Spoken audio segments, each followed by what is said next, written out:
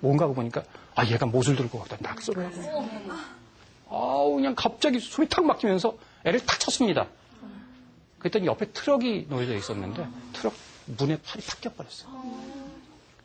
피가 쏟아지는데 애를 끌고 갔습니다. 병원에. 신경이 끊어졌어요. 잘라야 된대요. 가서 막 애 엄마는 거의 반 미치겠기가 됐습니다. 집에 와가지고 멍하고 있다가 내가 돈을 왜 벌었나. 가족들하고 행복하게 살기 위해서인데 하나밖에 없는 내 아들. 더더구나 둘 이상 키우면 불행해질 것 같아서 하나만 낳고서는 가족교육까지 해버렸는데 보니까 고원청 옆에 놓여 있어요. 살아서 뭐하나 고원청으로 땅을 쳐서 죽어버린 거예요. 그래가지고 이제 애는 병원에 입원해 있는데 장례 치르고 와서 그 차에 가서 보니까 이렇게 써져 있는 거예요. I love dad. 아빠 사랑해요. 돈이라는 게 그런 겁니다. 행복해지기 위해서, 가족이 행복해지기 위해서 돈을 모은다고 했는데 그 돈 때문에 결국은 행복은커녕 완전히 그냥 파멸로 이르게 됐다. 불교에서의 일수사견이라는 용어가 있습니다. 전 참 이게 좋아하는 말입니다. 물은 한 가지인데 한일자, 물수자, 넉사자, 볼견자. 물은 한 가지인데 보는 이의 입장에 따라서 천상의 천사가 보면은 수정과다와 같은 보화가 되고 사람한테는 마실 물인데 물고기한테는 사는 집이고 악귀가 보면은 피오름이랍니다.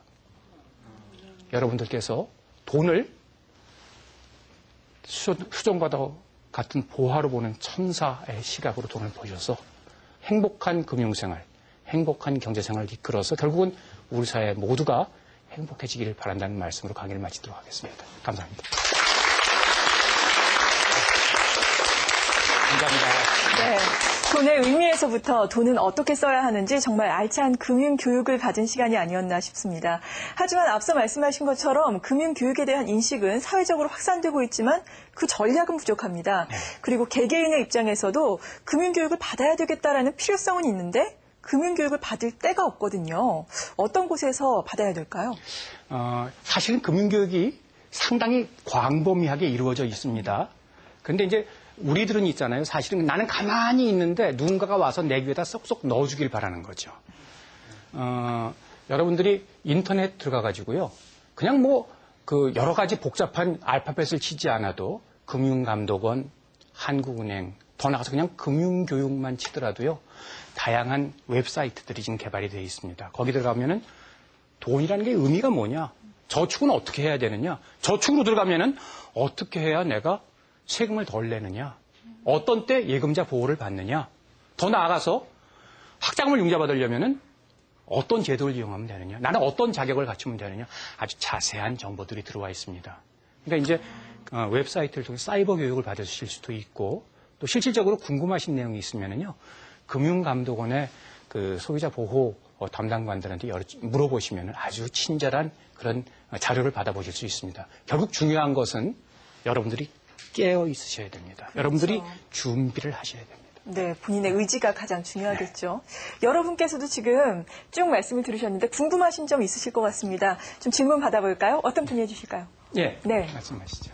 네, 제가 아이들을 둘을 데리고 있어요. 예. 고등학교 2학년과 중학교 2학년을 데리고 있는데 키우시는 거죠? 네. 제가 키우고 있는데요. 부모 입장으로서 저는 많이 풀어주는 편이에요. 용돈을 스스로 관리하면서 그렇게 해서 저는 경제관념을 키울 수 있겠다라고 생각하면서 많이 풀어주고 있는 편이거든요.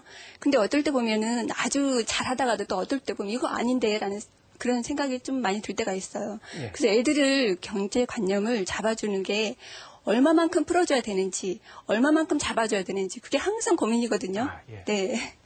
이제 고등학교쯤 되면은요, 아이들은 성인입니다. 우리는 흔히 자녀 교육을 한다고 생각을 하죠. 자녀 교육이 가능한 시점은요, 초등학교 4학년쯤서부터 중학교 1학년까지밖에 안 됩니다. 초등학교 4학년이 되기 전에는 교육이 제대로 되지 않아요. 말을 못 알아듣기 때문에. 중학교 2학년이 되잖아요. 무슨 교육이에요? 애들이 부모를 봐주는 거가 됩니다. 평가하잖아요.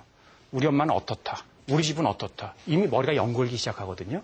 그러니까 중학교에 들어가기 시작한 아이들과 교육을 내가 하겠다라고 생각을 하지 마시고요. 이제는 자녀들을 가족 구성원으로 인정을 하겠다가 되어야 됩니다. 그리고 이 가족 구성원들과 협의해 가면서 경제 생활을 이끌어 나가겠다. 그때 리더가 나다. 가족 구성원들의 이 리더가 나다라는 걸 생각을 하셔야 됩니다. 그리고 협의하세요. 용돈의 범위, 용돈이 얼마가 필요한지. 그리고 대개 돈을 주고 난 다음에 한 달 뒤에 그 사용 내역을 따져보는 걸 굉장히 좀 치사한 걸로 생각하는데요. 돈은 틀림없이 꼬리표가 있어야 됩니다. 돈을 그냥 주워놓고 있잖아. 감독을 안 하잖아요. 그 돈은 썩습니다. 부부관계도 마찬가지예요. 대개들 남편들이 생활비를 내놓고 그러면 한 달 뒤에 남편한테 이 돈을 이렇게 썼습니다 하고 결산 보고하는 가정이 별로 없어요. 근데 사실은 그게 이루어져야 돼요. 그것처럼 자녀들한테 서로 협의해서 용돈의 범위를 정해주고 그리고 그 용돈을 어떻게 썼는지를 다시 감사를 하면서 그래서 이제 인센티브를 줘야 돼요. 용돈을 조금 올려준다든지 용돈을 깎는다든지 야단을 친다든지 그런 식으로 서로 협약이 돼 있어야 됩니다. 자녀들하고. 근데 거기서 더 중요한 거는요. 용돈이라는 건 그냥 돈을 주는 것뿐만이 아니라 이 용돈 교육을 통해서 내 아이가 앞으로 수도 없이 많은 경제적 사건들에 대응해 나갈 수 있는 그 능력을 키우는 과정이다라고 생각을 해서요. 그래서 그 용돈을 쓸 수 있는 여건을 만들어줘야 됩니다. 아이들한테도 그 용돈으로 분명히 정해주는 거예요. 너는 이만큼만 놀이비용으로 써라. 놀이비용 주는 부모가 별로 없더라고요. 아이들은 다 놀이비용으로 돈을 쓰거든요. 요만큼만 놀이비용으로 써라. 그리고 만약에 넘어선 경우에도 부모한테 얘기하자.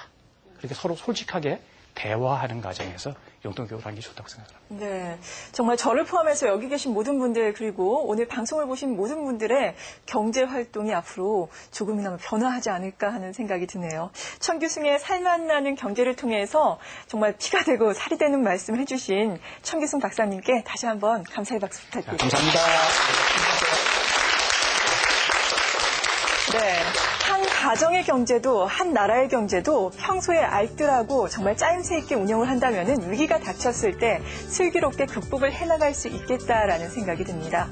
미래의 모습은 우리의 현재의 모습에서 비롯된다라는 평범하고도 소중한 진리를 다시 한번 깨닫게 되는 그런 시간이 아니었나 싶습니다. TV평생대학 저희는 다음 주 이 시간에 보다 새로운 내용으로 여러분 찾아뵙겠습니다. 고맙습니다.